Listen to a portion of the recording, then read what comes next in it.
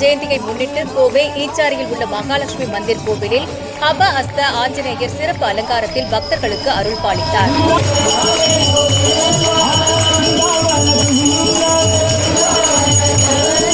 இதில் பால், தயிர், சந்தனம், பஞ்சாமிர்தம், பன்னீர், இளநீர் அபிஷேகங்கள் நடந்தது. திரளான பக்தர்கள் கலந்து கொண்டனர்.